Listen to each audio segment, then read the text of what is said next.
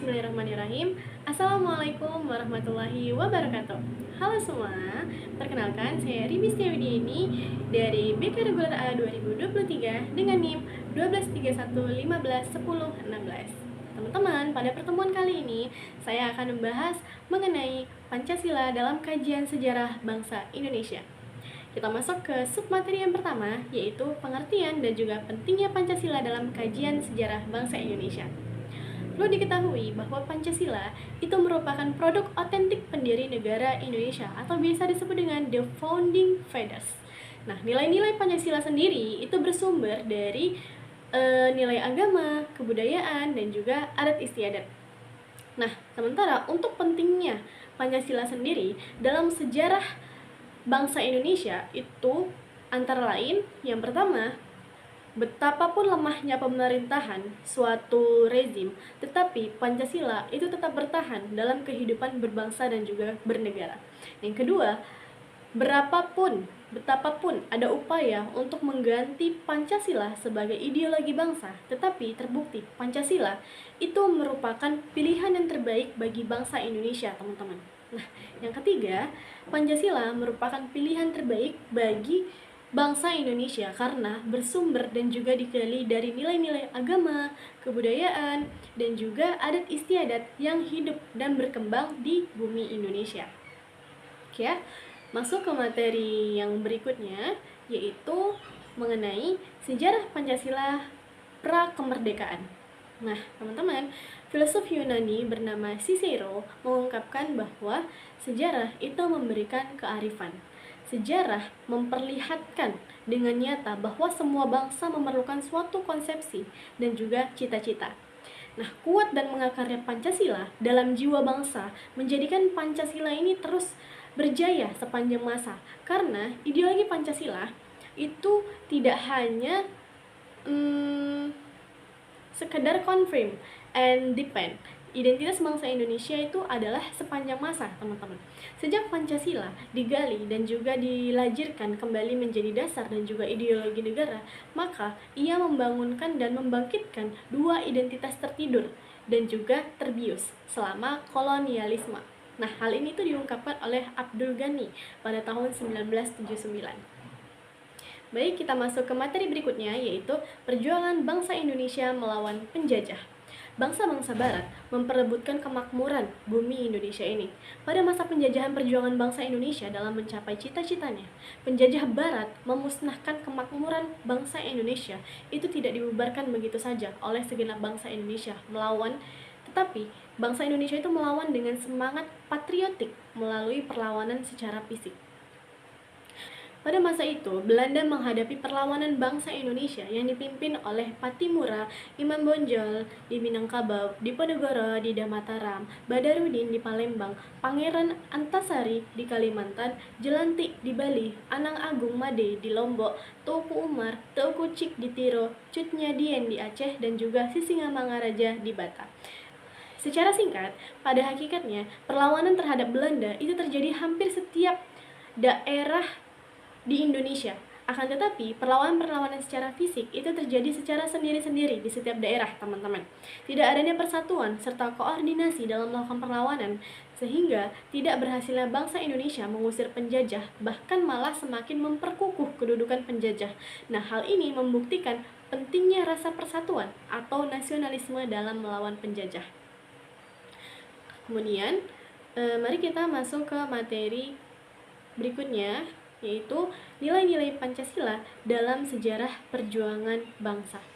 Nah, menurut H.M. Yamin, berdirinya negara kebangsaan Indonesia tidak dapat dipisahkan dengan kerajaan-kerajaan lama yang merupakan warisan nenek moyang bangsa Indonesia.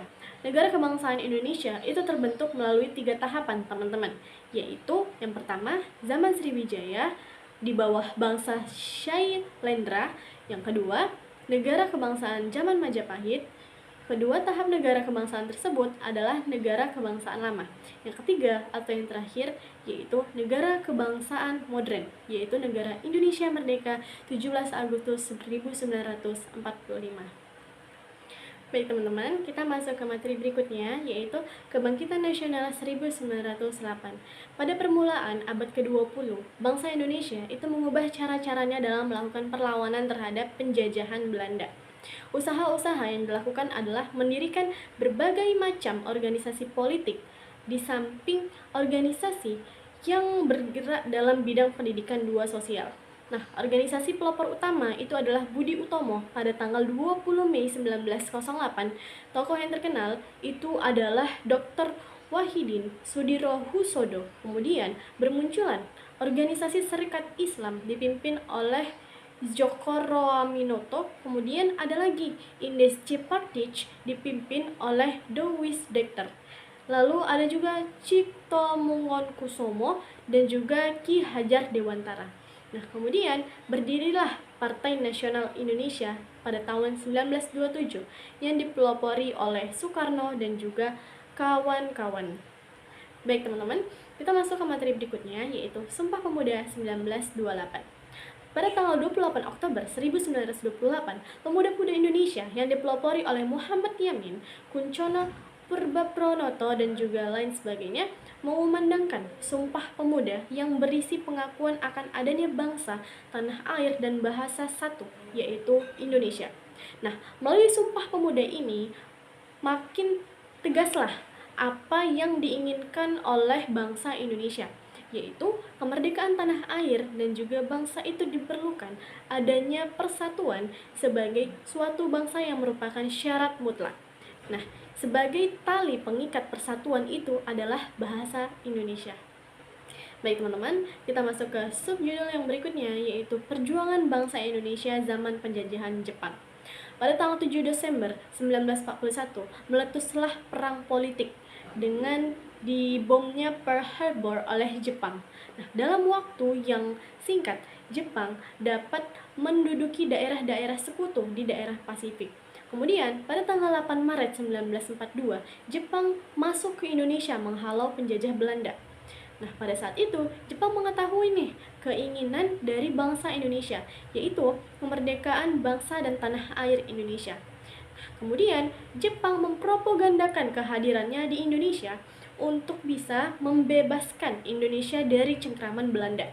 Nah, oleh sebab itu, Jepang membolehkan Indonesia mengibarkan bendera merah putih serta menyanyikan lagu Indonesia Raya. Hal itu hanya siasat Jepang untuk membantu menghancurkan Belanda. Kenyataan yang dihadapi bangsa Indonesia bahwa Jepang tidak kalah kejam dengan penjajah Belanda, teman-teman.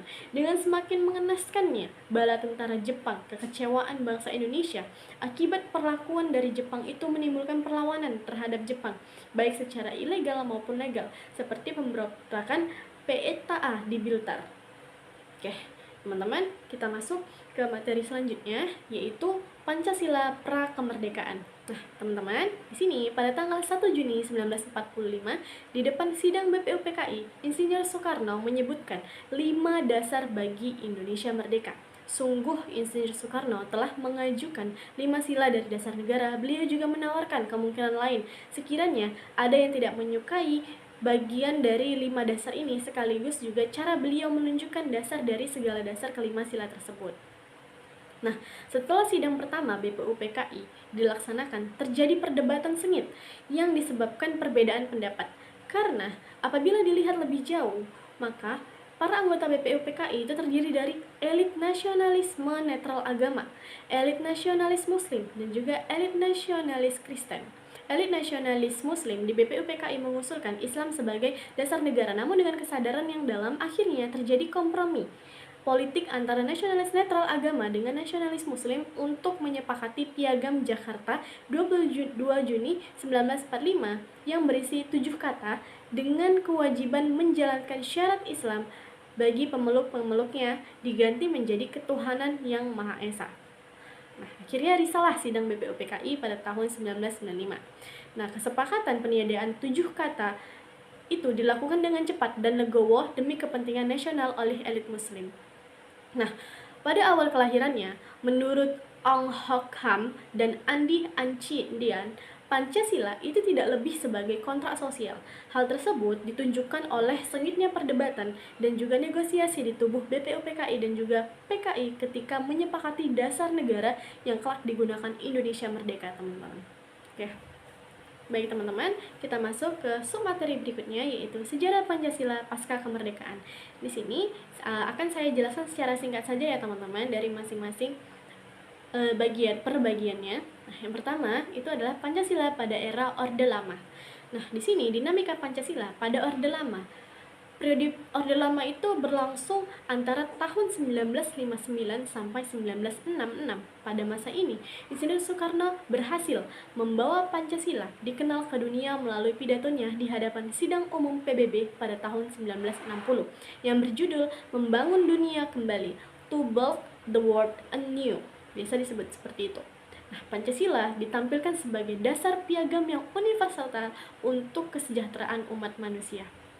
Oke, berikutnya Pancasila pada era Orde Baru. Nah, pada tahun 1968, Presiden Soeharto mengeluarkan Instruksi Presiden nomor 12 tahun 1968 yang menjadi panduan dalam mengucapkan Pancasila sebagai dasar negara, yaitu 1. Ketuhanan yang Maha Esa, 2. Kemanusiaan yang adil dan beradab, 3. Persatuan Indonesia, 4. Kerakyatan yang dipimpin oleh hikmat kebijaksanaan dalam permusyawaratan perwakilan, 5. Keadilan sosial bagi seluruh rakyat Indonesia. Oke, berikutnya yaitu Asas Tunggal Pancasila. Dalam pidato kenegaraan di depan DPRI tanggal 16 Agustus 1982, Presiden Soeharto mengemukakan gagasannya mengenai penerapan asas tunggal Pancasila atas partai-partai politik. Sesungguhnya gagasan ini tuh bukan gagasan baru, karena tahun 1966 sampai 1967 sudah terdengar gagasan untuk mengasas tunggalkan partai-partai politik. Nah, jadi asas tunggal Pancasila di sini itu adalah partai-partai politik, teman-teman. Nah, berikutnya yang terakhir itu adalah Pancasila di era reformasi. Nah, Pancasila yang seharusnya sebagai nilai dasar moral etik bagi negara dan juga aparat pelaksana negara dalam kenyataannya digunakan sebagai alat legitimasi politik, teman-teman. Nah, puncak dari keadaan tersebut itu ditandai dengan hancurnya ekonomi nasional. Maka timbullah berbagai gerakan masyarakat yang dipelopori oleh mahasiswa cendekiawan dan juga masyarakat sebagai gerakan moral politik yang menutur adanya reformasi di segala bidang politik, ekonomi, dan juga hukum. Nah, demikian tadi itu penjelasan singkat mengenai kategori-kategori sejarah Pancasila pasca kemerdekaan. Nah, baik teman-teman, berakhir sudah materi kita mengenai Pancasila dalam kajian sejarah bangsa Indonesia. Semoga apa yang saya sampaikan bermanfaat bagi teman-teman semua ya. Lebih kurangnya saya mohon maaf. Saya akhiri. Wassalamualaikum warahmatullahi wabarakatuh. See you teman-teman.